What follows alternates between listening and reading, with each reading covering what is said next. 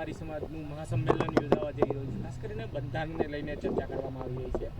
કેવું બંધારણ હશે, કયા મુદ્દાઓને ધ્યાનમાં રાખવામાં આવે? સમાજ માટે સમગ્ર તમામ આગેવાનો ચિંતિત છે અને ઘણા સમયથી મનોમંથન, જેમ સમુદ્ર મંથન કરી અને અમૃત કાઢવાનું હતું એમ મંથન કરીને એવું બંધારણ આપવાનું છે કે આવનારા ભવિષ્ય માટે, આવનારી પેઢી માટે 100 વર્ષ સુધી કોઈ સુધારા વધારા ન કરવા પડે. એક તો ખાસ મુદ્દો એ છે કે સમાજ બિલકુલ વ્યસનમાંથી, દેખાદેખી, ફેશન, વધારાના લગ્નના ખર્ચા, મંડપના ખર્ચાઓમાંથી સમાજ આર્થિક રીતે સદ્ધર થાય અને ખોટા ખર્ચાઓમાંથી સમાજ નીકળે એના માટેનું સતત ચિંતન થઈ રહ્યું છે. દરેક વિસ્તારમાંથી, દરેક ગોળ વાઇઝ દરેકના અલગ અલગ રિવાજો હોય છે. એ બધી પરંપરાઓમાંથી સુધારા વધારા કરવા માટેના બધાના સૂચનો લઈ અને એવું મજબૂત બંધારણ આપશું કે સમગ્ર ગુજરાત અને દેશ નોંધ લે. ખાસ કરીને યુવાનોને વતન છોડવાની એક તમે અરજ કરી છે, બીજું મહિલાઓને મોબાઈલથી દૂર રાખવા માટે શું કહેશો? આપ જોઈ રહ્યા છો વતન છોડવાની વાત મેં દિયોદરમાં પ્રતિષ્ઠા મુકામે કહી હતી. વાત સાચી તમારી, ગોદામ મુકામે. એ એટલા માટે વતન કે તમને એક દાખલો આપું, વટ છોડી દો, વતન છોડી દો, વ્યસન છોડી દો. વટમાં કે અમારી આ જાગીરી આટલી ડોહવાની છે, એમાં તો કેટલાય ભાગ પડ્યા, જમીનો ટૂંકી થઈ ગઈ. તમને ગુજરાતના પાટીદાર સમાજનો દાખલો આપું મેં વતન છોડવાનો મારા સમાજના યુવાનોને એટલા માટે કહ્યું કે પાટીદાર સમાજ સૌરાષ્ટ્રમાંથી અમદાવાદથી સુરત ને બોમ્બે ગયો. આજે અમારો સમાજ આ ધાંધેરા વિસ્તારમાં આજે ઊભો છું, ધાંધેરા ખાતે.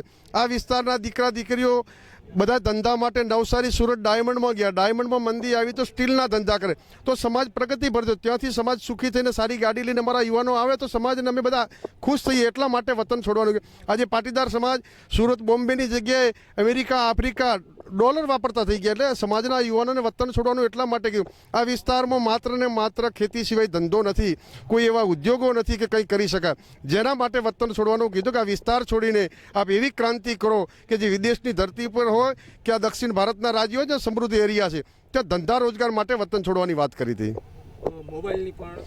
મોબાઈલ મેં તમને ના કીધું કે આપ અત્યારનું બાળક તમે જોતા હશો સતત જે મોબાઈલ એપલ કંપનીએ બનાવ્યો છે એ બનાવનાર આજે પણ પોતે મોબાઈલ નથી વાપરતા. મોબાઈલ એક માનસિક રોગ છે અને આવનારા સમયમાં હોસ્પિટલોમાં ભરતી થવું પડે એવી પરિસ્થિતિનું નિર્માણ થશે.